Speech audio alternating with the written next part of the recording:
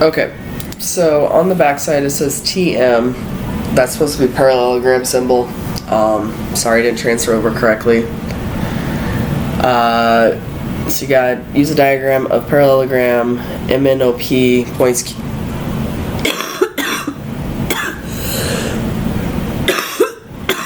Excuse me. Points Q, R, S, T are midpoints of MX, NX, OX, and PX by each indicated measure. So in the markings, the things you need to pay attention to are large angle of P is 125 degrees. X is 132 degrees. So these two vertical angles here are 132. These two angles here would be minus 180. So I'll fill those in. What I'm going to do is I'm literally going to fill in everything I can about the measurements on the picture first. And then I will go through and start answering questions. So I'm going to do kind of some markings in purple and then I'll go from there. So if this is 125 degrees, this is also 125 degrees. 180 minus 125 equals, I can't do math in the head today, so just please bear with me. 55. So that means this whole big angle here is 55 degrees. So this little guy here would be when you put just Lego. Go play with your Legos then. If you need to turn the light on there, it's the one by the TV, Lainey. I want to play on the table. You can't play in here right now, honey. I'm recording a video. So that angle is 18.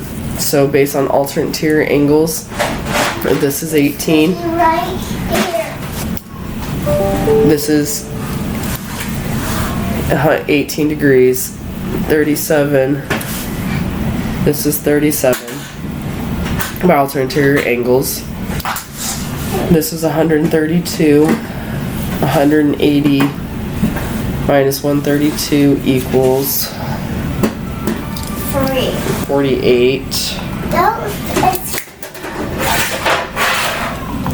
Sorry, you can hear my daughter. She's feeling a little bit better today. So those are 48 degrees. Lainey, I need you to be quiet. Okay? Shh. You can play with your toys. You gotta be quiet. Just be quiet, please. Okay? Thank you.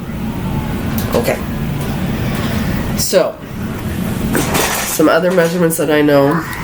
If this is the midpoint, this is 5. If this is 5, that means this is 5. This is 5. And this is 5. Because diagonals are bisected, so if this is the midpoint, and the midpoints, those are all 5. Also as well, if this is 3, that means this is 3, this is 3, and this is 3. So based on that, I'm going to see what measurements I can answer right now. So the segment measurement of PN would be all of those 3's added together, so 4 3's would be 12. Lainey, quieter. MQ would be the distance of 5. XO, so the distance from X to O is 10.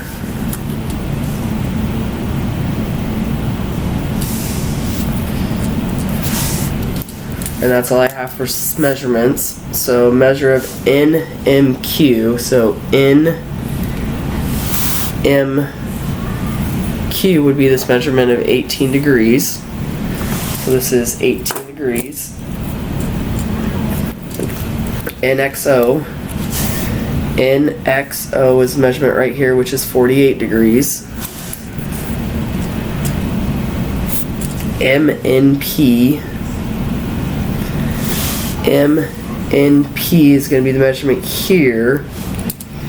So to find this measurement here, I need to look at the whole big triangle. So 18, 132 in this measurement. So 180 minus 18 minus 132 would be 30 degrees.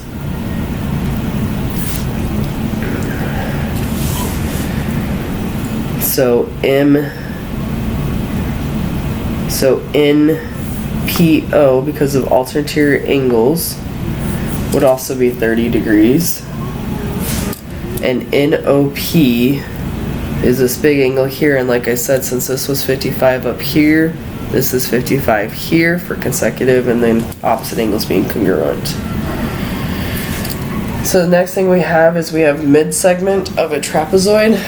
So with a trapezoid, the mid-segment, so 17.5 equals 1/2 the sum of 3x plus 2 plus 21.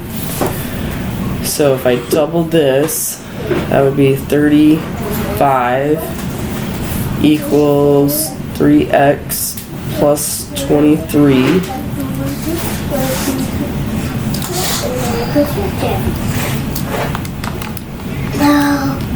So I doubled this to get rid of the half, multiplied by 2 on both sides. 35 minus 23 gives me 12 equals 3x, so x equals 4. Opposite angles are congruent between the consecutive sides of a kite. So this measurement is x and this measurement is x. So 2x plus 119.74 plus 77.1 equals 360.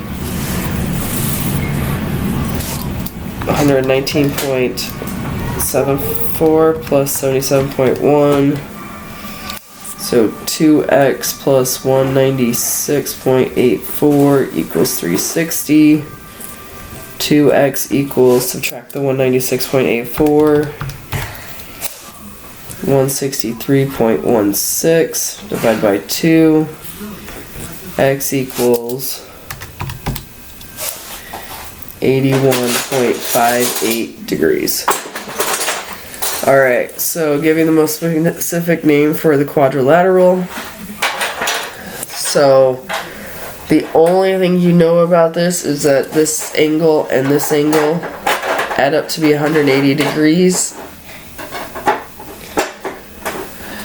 Oh, excuse me. So because of these two lines are parallel, and that gives me 180 degrees, that's all that this tells me, is that these two lines are parallel, which I know that. It does not tell me what the measurements of either of these angles are. I don't know if this is 60, I don't know if this is 120, I don't know anything, so the best name for this is a trapezoid, because you don't know anything that allows these legs to be congruent, or anything about the angles over here, so that's just a trapezoid, not an isotrap. If you knew something about these legs being congruent, or this angle being 60, or this angle being 120, then you could go to an isotrap. On this one here, first thing we have is we have opposite sides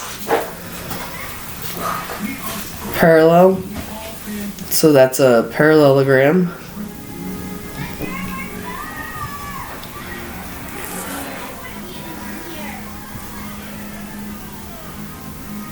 Diagonals, these two angles are congruent, so that means these two lines form 90 degrees.